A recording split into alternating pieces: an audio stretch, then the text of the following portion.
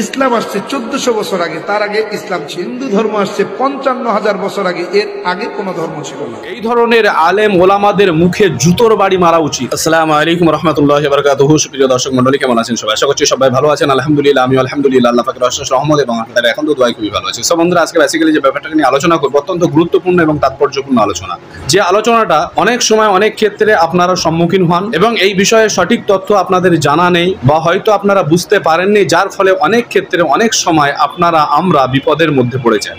বিষয়টা হচ্ছে, অনেকের প্রশ্ন থাকে যে ইসলাম কতদিন আগে পৃথিবীতে এসেছিল। অনেকের মতে ইসলাম পৃথিবীতে এসেছিল এখান থেকে 1400 বছর বা 1500 বছর পূর্বে, কিন্তু এই তথ্যটা কি সঠিক? এই বিষয় নিয়ে আজকে আলোচনা হবে। তার আগে এক নেমক হারাম মুনাফিক এক ইসলামিক স্কলার্স বা ইসলামিক বক্তা বলে দাবি করে, সেরকম একটা বক্তার বক্তব্য শুনে নেব এবং সেই বক্তব্যটাকে কাট করে নিয়ে যারা কট্টরপন্থী হিন্দুত্ববাদ প্রচার করতে বিভিন্ন সময় অভ্যস্ত, তারা বিষয়টাকে নিয়ে সব সময় আলোচনা করছে বা এই ভিডিওটাকে তারা তাদের টাইমলাইনে আপলোড করছে। তো দেখুন সেই ভিডিওটা। ইসলাম আসছে 1400 বছর আগে, তার আগে ইসলাম ছিল না। কি ঠিক না? খ্রিস্টান ধর্ম আসছে 2000 বছর আগে, তার আগে খ্রিস্টান ছিল না। ইহুদি ধর্ম আছে 32,000 বছর আগে, এর আগে ইহুদি ধর্ম ছিল না। শিখ ধর্ম আসছে 40,000 বছর আগে, এর আগে ছিল না।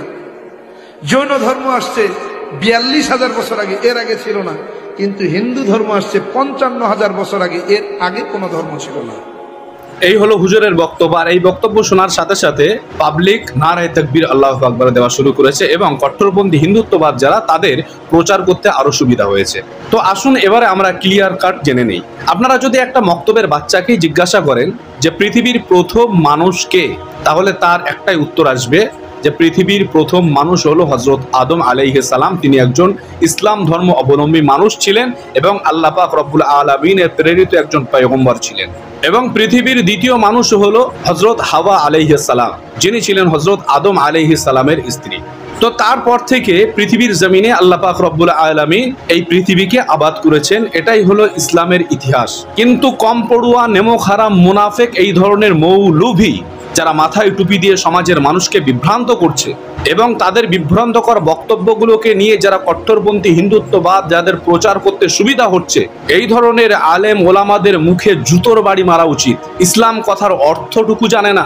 আমি আপনাদেরকে বলছি, যখন পৃথিবীর জমিনে সর্বপ্রথমে আদম আলাইহিস সালামকে আল্লাহ পাক পাঠিয়েছিলেন, তখন তার কলেমা ছিল লা ইলাহা ইল্লাল্লাহ আদম শফিউল্লাহ।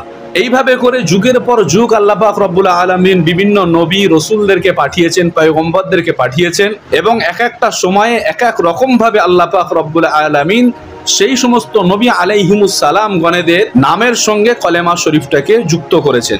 কিন্তু কলেমা শরীফের মূল কথা, মৌলিক কথা যেটা লা ইলাহা ইল্লাল্লাহ, আল্লাহ ছাড়া কোনো উপাস্য নেই, এই তাওহীদের ক্ষেত্রে কোনো সময়ের জন্য পৃথিবীর শুরু থেকে নড়চড় হয়নি। কিন্তু বিষয়টা হচ্ছে, সমাজের মানুষকে এই ধরনের মৌলভীগুলো বোঝাতে গিয়ে তারা এটাই বোঝাতে চেয়েছেন যে পৃথিবীর জমিনে ইসলাম হযরত মুহাম্মদ সাল্লাল্লাহু আলাইহি ওয়াসাল্লাম নিয়ে এসেছিলেন। কিন্তু বিষয়টা এমন নয়। মুহাম্মদুর রাসূলুল্লাহ সাল্লাল্লাহু আলাইহি ওয়াসাল্লামকে দিয়ে আল্লাহ পাক রব্বুল আলামিন নবীগণের দরজা বন্ধ করেছেন এবং পরবর্তী সময়ে কোনো নবী রসুল আর আসবেন না।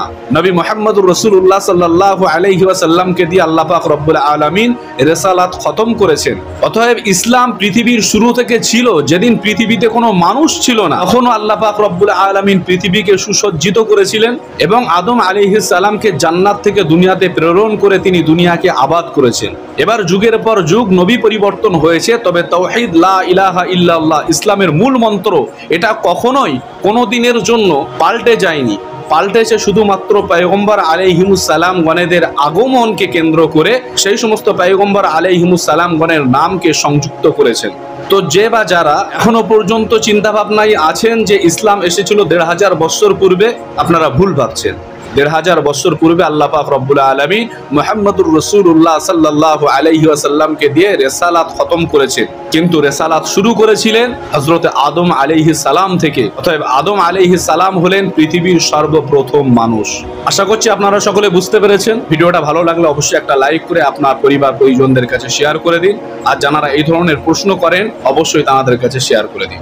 আল্লাহ পাক রব্বুল আলামিন আমাদের সঠিক বুঝ দান করেন। আল্লাহুম্মা আমিন। আসসালামু আলাইকুম ওয়া রাহমাতুল্লাহ।